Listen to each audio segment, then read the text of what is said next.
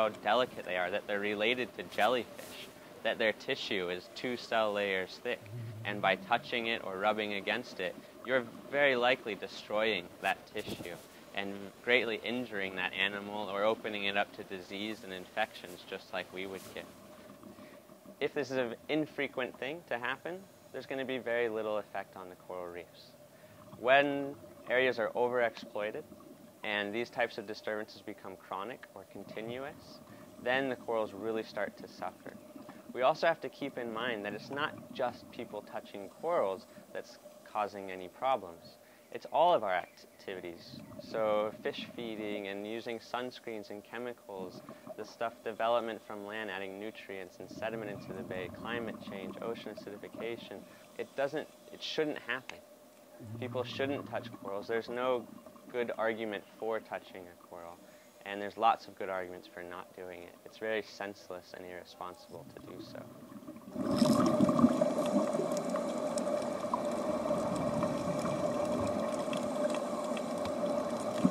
Using gloves in a tropical environment that we have, we don't have to use gloves. If you're getting cold in 31, 32 degrees of water, then maybe you need to think of a different sport.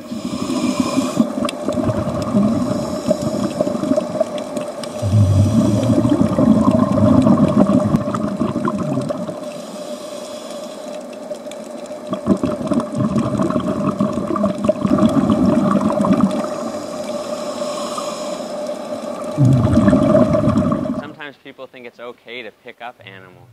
We've even had instructors take animals from the reef and hand it to their students.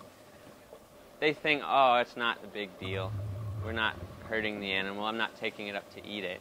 But they don't realize the stress that that has on the organism or the disturbance that that could have on the balance of the ecosystem, especially when you take into account how many divers are in these areas.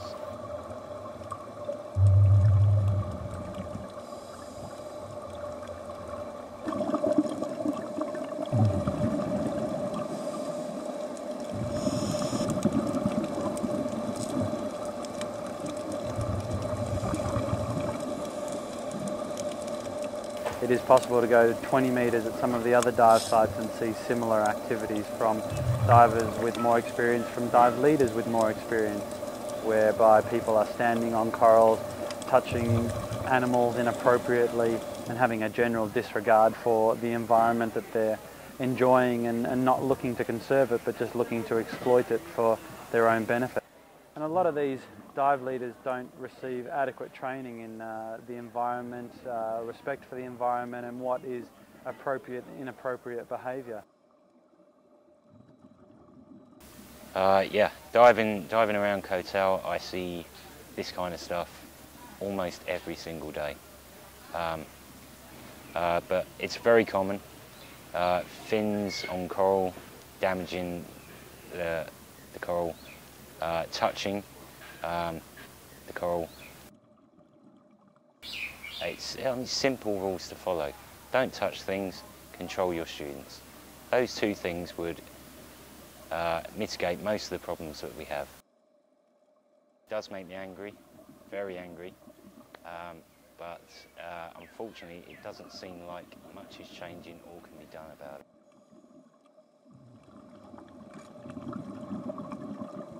I see this on a daily basis, not just around Koh Nang Yuan Island, but around Koh Tao. Unfortunately, it's not just restricted to those parts. And the blame that I feel is, I should blame instructors, dive masters, whoever is controlling the students. Unfortunately, the students aren't educated on what they should be touching. They're obviously not skilled to dive underwater, which is why they have an instructor or a dive master. So the blame goes entirely on them.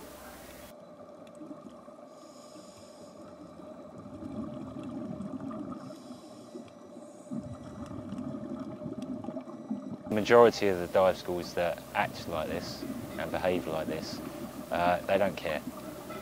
They're simply about making as much money as possible in as little time as possible.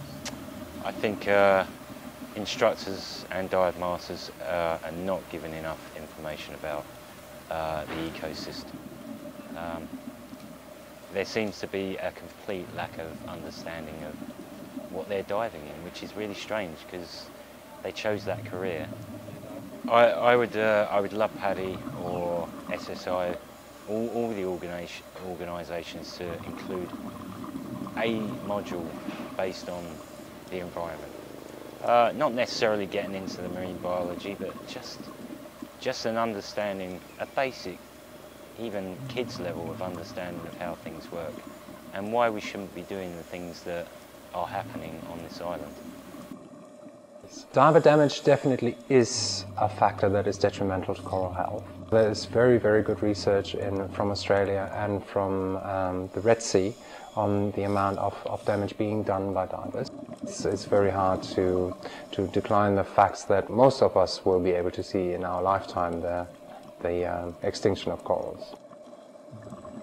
A new diver doesn't need to see anything per se under the water. They need to learn how to dive, and that's the main responsibility that dive instructors sometimes forget. They feel like they need to show people some amazing things when they're teaching, and experiencing that environment is a secondary, albeit important process, but it shouldn't be the primary focus. Preserving the environment needs to be